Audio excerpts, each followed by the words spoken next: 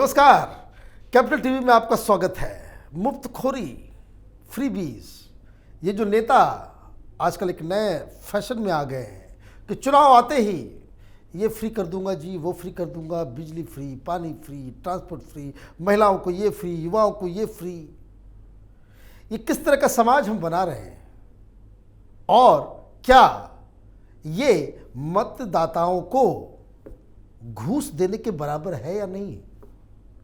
क्या डेमोक्रेसी योजनाओं पे, प्लान पे, राष्ट्रहित, विकास के मुद्दों पे किया जाएगा या फिर कंपटीशन इस बात की होगी कि कौन कितना सरकारी खजाना को लुटा दे? कल सुप्रीम कोर्ट में सुनवाई है क्योंकि अश्विनी उपाध्याय जी ने फिर से वही काम किया है। आपका बहुत बहुत स्वागत है, आप ये सब काम करते रहते हैं। ये पॉलिटिकल पार्टीज को नींद नहीं आती, आप क्यों चले गए सुप्रीम कोर्ट और ये कह दिया कि भाई सुप्रीम कोर्ट ये फैसला कर दे कि कोई नेता फ्री बीज की घोषणा चुनाव से पहले कर सकता है या नहीं? कल सुनवाई है, क्यों, क्या वजह है आप गए वहाँ सुप्रीम कोर्ट में? मनीष जी, एक कहावत है, हमारे बड़े बुजुर्ग हमेशा कहते थे, जितनी चादर हो उतनी पैर फैलाओ। और एक कहते थे, कभी उधार लेके घी मत पीना, मतलब जितना पैसा उसी हिसाब से चलना।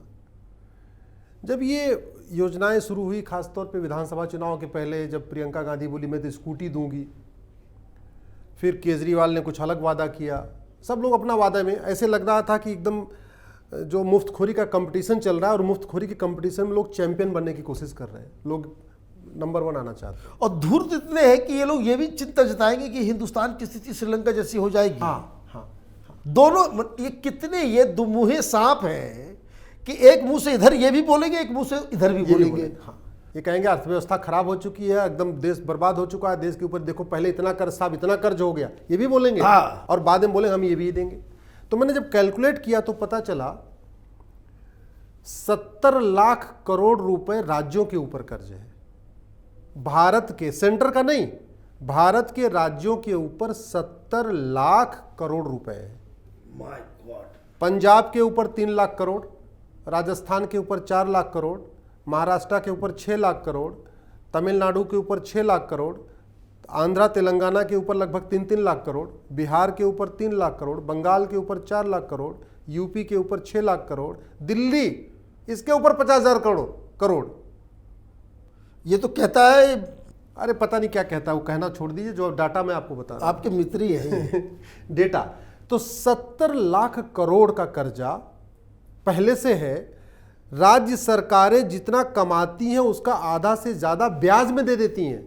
उनका ब्याज अभी, मतलब मूलधन तो चुका ही नहीं रही है, कर्जा नहीं चुकाती, वो जो कर्जा लिया हुआ है उसका ब्याज चुकाती है। उस ब्याज चुकाने में जितनी कमाई होती है उसका आधा ब्याज चुकाने में चला जाता है। मतलब ये कि जो राज्य सरकारों की अर्थव्यवस्था है वो ऑलमोस्ट श्रीलंका और पाकिस्तान जैसी बन चुकी है। बिल्कुल बन चुकी है। बस हमारा हाल लंका और पाकिस्तान से इतना ही अंतर है कि लंका को लोगों ने वर्ल्ड बैंक ने कर्जा देने से मना कर दिया है, पाकिस्तान को कर देने से मना कर दिया, भारत को अभी भी दे रहा है। नहीं तो कोई भी योजना भारत में राज्य अपने पैसे से नहीं चला रहे हैं। सारी की सारी योजना, सड़क बनाते हैं तो कहीं वर्ल्ड बैंक से लेते हैं, कहीं यहां से लेते हैं, कहीं वहां से लेते हैं, या किसी बड़े व्यापारी बिजनेसमैन को कहते हैं तुम सड़क बना दो और उसके बाद तुम 50 साल तक इस पर टोल वसूल करते रहना। बीओटी कहते हैं उसको। यही तक चल रहा है। राज्यों के पास पैसा नहीं है, लेकिन इलेक्शन के पहले बड़ी बड़ी योजनाएं, एक से बढ़कर एक, और कोई कैलकुलेशन नहीं। तो फिर मैंने सुप्रीम कोर्ट में पीआईएल फाइल किया। हमने कहा अगर ये हालत रही तो अभी तो हमें चूंकि कुछ पैसा मिल जाता है, यहाँ से वहाँ से मिल जा रहा है, हम चल रहे हैं, लेकिन जिस दिन हाथ खड़े हो जाएंगे हमारी हालत लंका जैसी हो जाएगी। ये सिचुएशन है। फिर इलेक्शन कमीशन ने, सुप्रीम कोर्ट ने सेंट्रल गवर्नमेंट से पूछा, इलेक्शन कमीशन से पूछा भाई आपकी क्या राय है। कल फिर सुनवाई इस पे शुरू हो रही है। तो अब हमारा ये कहना है कि ये जो मुफ्तखोरी है, जो फ्री की रेवड़ी है, जिसको प्रधानमंत्री जी की भाषा में कहें तो रेवड़ी, मुफ्त रेवड़ी, ये रेवड़ी हमारे इलेक्शन पूरे प्रोसेस को खराब करके बैठी हुई है। भाई इलेक्शन के 2 दिन पहले 500 रुपए की शराब की बोतल देना घूसखोरी है, तो 50,000 रुपए की स्कूटी का वादा करना घूसखोरी कैसे नहीं है? अगर इलेक्शन के पहले बर्फी बांटना घूसखोरी है, शराब की बोतल देना घूसखोरी है, एक टी शर्ट देना घूसखोरी है, तो मंगलसूत्र का वादा करना, कलर टीवी का वादा करना, चैन का वादा करना, लॉकेट का वादा करना, स्कूटी का वादा करना, या 3-3 हज़ार रुपए तुम्हारे खाते में डालूंगा ये वादा करना, ये भी तो घूसखोरी है। फ्री एंड फेयर इलेक्शन रहा कहाँ? फ्री एंड फेयर इलेक्शन का मतलब होता है कि इलेक्शन के पहले आम जनता आराम से स्थिर मन से सोचे कि पिछले 5 साल में सरकार ने क्या किया, क्या इनकी परफॉर्मेंस थी। और दूसरी जो बेसिक रिक्वायरमेंट है वो पॉलिटिकल पार्टियां नहीं पूरी कर पा रही हैं। शुद्ध हवा नहीं दे पा रही हैं, पानी नहीं दे पा रही, शुद्ध पानी नहीं दे पा रही हैं, अच्छा सरकारी स्कूल नहीं दे पा रही हैं, अच्छा ढंग का सरकारी हॉस्पिटल नहीं दे पा रही हैं, सफाई नहीं दे पा रही, सफाई नहीं दे पा रही हैं, सड़क ढंग की नहीं दे पा रही, गड्ढे वाली सड़क दे रही हैं। तो जो बेसिक रिक्वायरमेंट जो कॉन्स्टिट्यूशन कहता है कि आपको, ये बात तो बिल्कुल सही है कि ये कितनी शर्म की बात है कि इतने साल हो गए और हमारे पास साफ पानी पीने के लिए हम जनता को पानी तक नहीं दे सकते। सर आप जरा ये सोचिए कि आज की डेट में जो बीमारियां फैल रही हैं, आधी बीमारी का मूल कारण गंदी हवा और गंदा पानी है। बस कैंसर जैसी बीमारी दिल्ली एनसीआर में लोगों को हो रही है। अभी सर्वे आया, रिसर्च आया तो पता चला कैंसर का मूल कारण एयर पोल्यूशन है। शुद्ध हवा नहीं दे पा रही हैं, शुद्ध पानी नहीं दे पा रही हैं, शुद्ध दूध नहीं दे पा रही हैं, शुद्ध फल नहीं दे पा रही हैं, शुद्ध सब्जी नहीं दे पा रही हैं, हर जगह इंजेक्शन डाला हुआ होता है, शुद्ध लोगों को मिठाई नहीं मिल पा रही है, और ये यहाँ पे रेबड़ियाँ बांटेंगे फ्री में, ये सारा कुछ। तो इसलिए जब मैंने पीआईएल किया, सुप्रीम कोर्ट ने के चीफ जस्टिस ने बड़ा उसको अप्रिशिएट किया हमें कि आपने बहुत इंपॉर्टेंट मुद्दा आप लाए हो आप सुप्रीम कोर्ट में। रियल सेंस में पीआईएल यही होता है। हम तो सारी पीआईएल ऐसे ही करते हैं। हमारी 125 पीआईएल हो चुकी हैं मनीष जी, आप कभी उसकी लिस्ट उठा के देखिए। हम पीआईएल फाइल करते समय न पार्टी के बारे में सोचते हैं न किसी और के बारे में सोचते हैं, हम केवल देश के बारे में सोचते हैं, समाज के बारे में सोचते हैं। अच्छा, इसमें एक और खतरा है कि आपने जो आंकड़े दिए कि सारे राज्यों के ऊपर इतना 70 लाख करोड़ 70 लाख करोड़ रुपए, और अभी तक जो सरकारें चल रही है वो दान दक्षिणा से बाहर से आ जा रहा है, और वो भी सरकार के, राज्य सरकारों के क्रेडिबिलिटी पे नहीं, हिंदुस्तान के क्रेडिबिलिटी पे।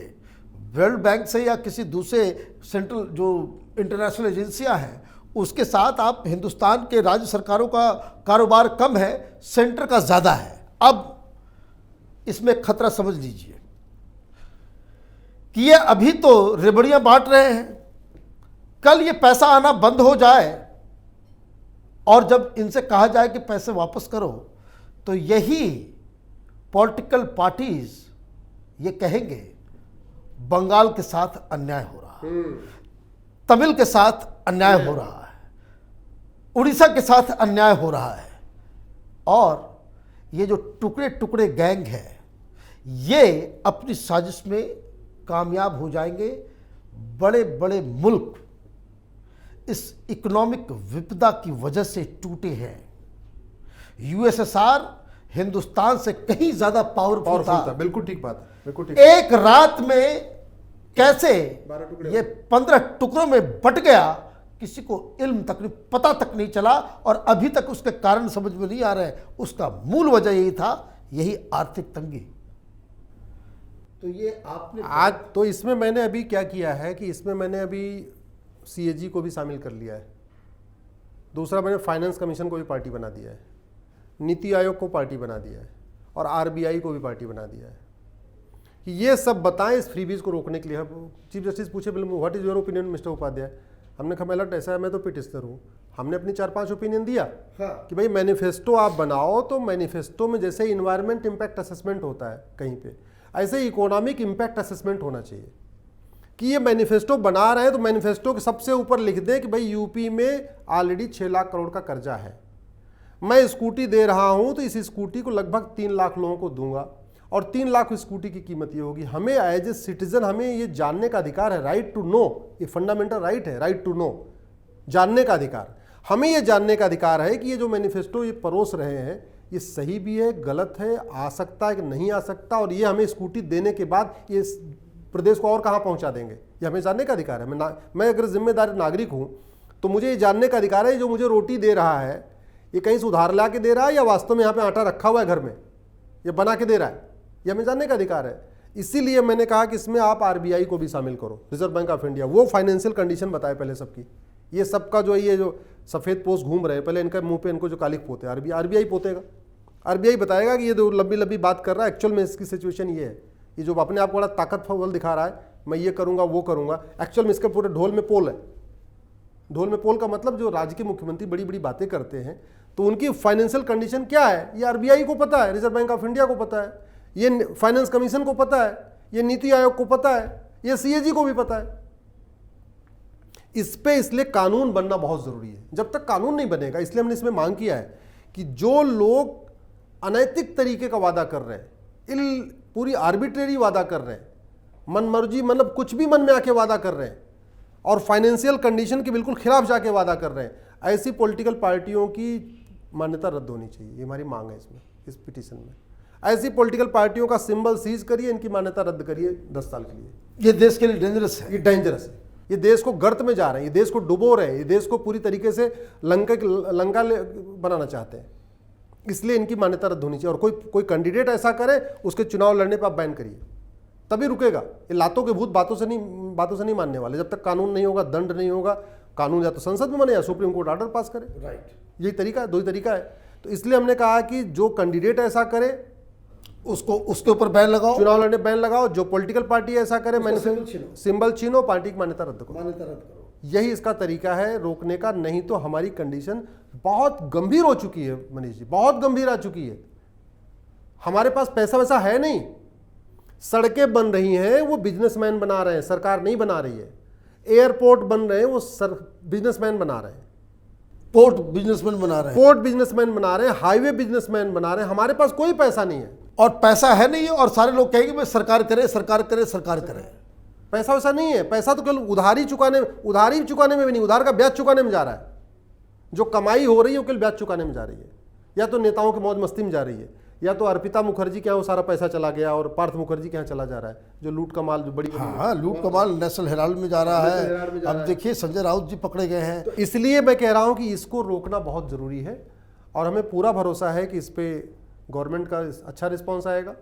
गवर्नमेंट भी हमारी पीएल का विरोध नहीं करेगी, ऐसा मुझे पूरा भरोसा है। लेकिन इसको रोकने के लिए एक मिला जुला हमारा ये कहना है कि मैनिफेस्टो का एक मॉडल बनाया जाए।